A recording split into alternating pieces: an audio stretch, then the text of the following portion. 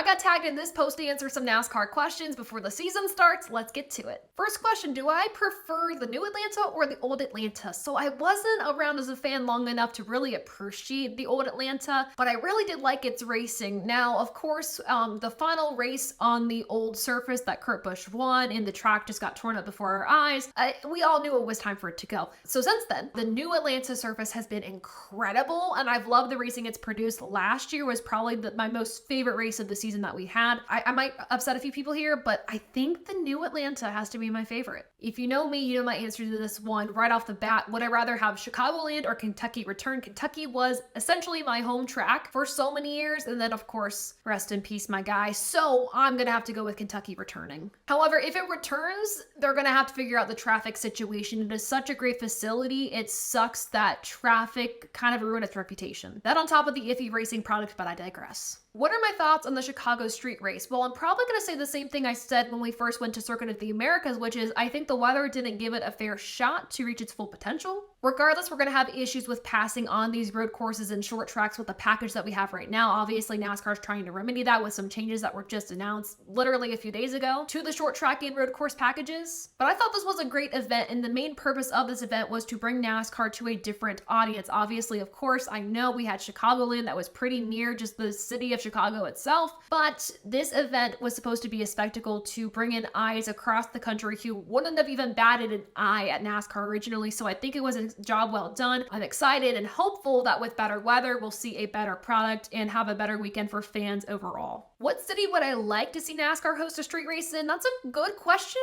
And I gotta say, I've heard a lot of people say Seattle for this answer, and I'm kind of gonna jump on that bandwagon. I like that answer a lot. How they do this in Seattle, I don't know, but I just think it'd be a pretty cool venue. What do I think NASCAR will look like in 10 years? I think that's a really loaded question, but I think the most obvious answer I could give here is EV, electric engines, electric whatever components I think will be in these cup cars at some point in the next 10 years. I think they'll be integrated into NASCAR earlier through whether it's the Xfinity series, the truck series, an EV series that NASCAR creates in tangent to all of these series. I think somehow, some way NASCAR is going to have an electric component in the next 10 years. I also think in the next 10 years, there's the opportunity for NASCAR, and whether it's a positive opportunity or a negative one, to dwindle down on the number of races that we have each season. I think we're going to see NASCAR cutting down a lot of tracks that have 2 dates to only 1 if they're not staples like Daytona, I think Darlington, Charlotte, for example. So I think we are going to see a shift in the schedule, and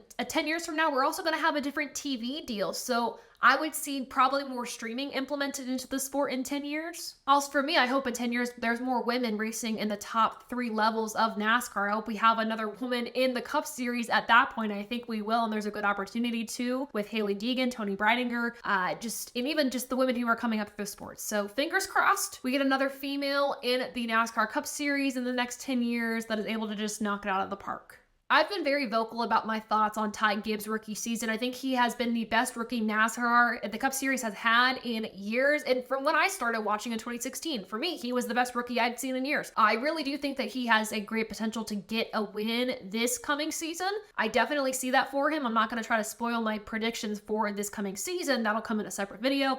But Ty Gibbs had a fantastic rookie season. I gained a lot of respect for him and the way he carried himself and the way he raced. The All-Star race, though, that was it. That was incredible. I love that moment for him. So we will see how he does in 2024, but I think he's on the right track. This isn't even a fair question. The Xfinity series, especially this year with the stacked field and all of the new, it's going to be so exciting to watch. If you don't plan on watching the NASCAR Xfinity series, you're nuts. You're crazy. Go watch it this year. So funny enough, I don't really pay attention to the burnouts anymore. I'd more so pay attention to who has the most unique celebration. For instance, Chase Elliott has a reputation of having something bad happen to him when he's celebrating, like forgetting to actually put the car in park or running out of fuel when he's trying to celebrate. I think those are really fun. If we want to talk about celebration traditions, I love when these drivers hand the flags to kids and Kyle Busch's bow. So I'm more so a fan of the traditions than the burnouts. So I'll just kind of leave it at that. What are your answers to these questions though? Let me know in the comments below.